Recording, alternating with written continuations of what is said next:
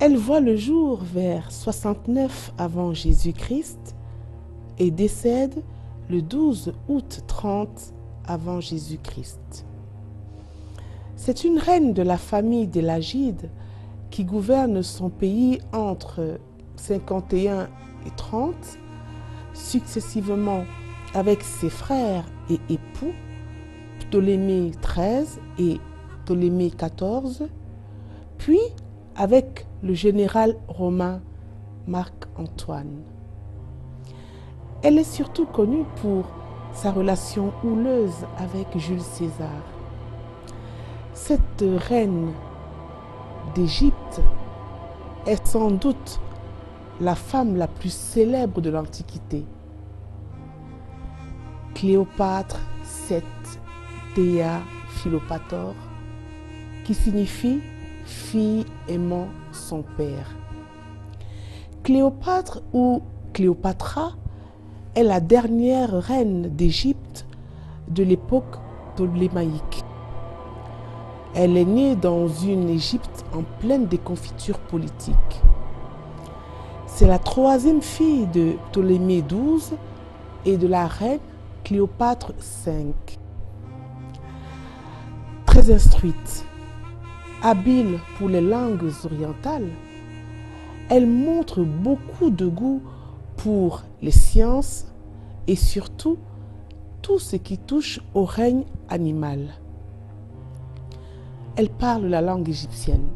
Elle est d'ailleurs l'unique souveraine de la dynastie à l'avoir apprise et nul ne sait qui fut son professeur, un prêtre, une nourrice.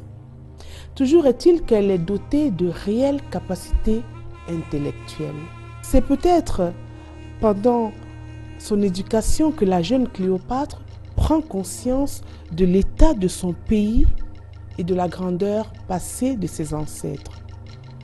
Elle prend aussi conscience de la montée en puissance de Rome. Elle va d'ailleurs accompagner son père dans son long périple qui le mène de Rhodes à Athènes pour finir à Rome. Dans tous les cas, Cléopâtre va mettre en avant son talent et sa puissance de séduction au service du relèvement de la monarchie lagide et va réussir à lui donner assez de force pour inquiéter sérieusement Rome et lui tenir tête pendant plus de 20 ans. Cléopâtre partage le pouvoir avec son frère qui intrigue et cherche à l'évincer du pouvoir. Il y réussit, mais grâce à l'aide de Jules César, elle retrouve le trône et Ptolémée XIII est assassiné. Elle est alors contrainte d'épouser son autre frère, Ptolémée XIV. Jules César est littéralement envoûté par la reine. Elle devient sa maîtresse et lui donne un fils, Césarion. Et même si ce dernier n'est pas accepté à Rome, elle réussit à l'imposer et à le faire représenter. La mort de César assassiné a marqué la reine incontestablement. Elle lui construit un temple à Alexandrie. La reine s'éprend du général romain Marc-Antoine, à qui elle donne 3 enfants. Les liens entre Rome et l'Égypte se resserrent, ce qui attise la colère d'Octave, le futur empereur romain Auguste. Et après moult manigances, déclare la guerre à la reine d'Égypte. Cléopâtre est vaincue à la bataille d'Actium. Actium, où elle s'était retranchée avec Marc-Antoine.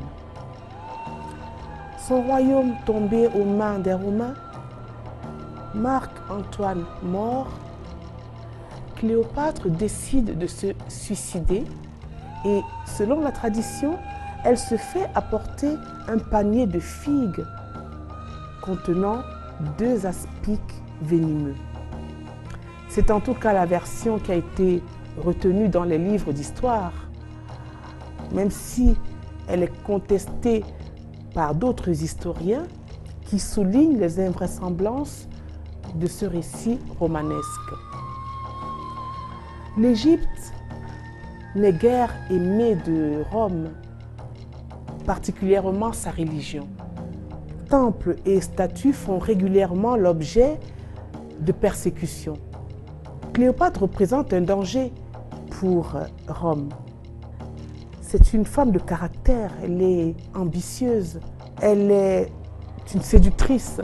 C'est également une étrangère et l'orientalité est alors associée à la débauche ou à la luxure, ce qui peut mettre en cause la romanité.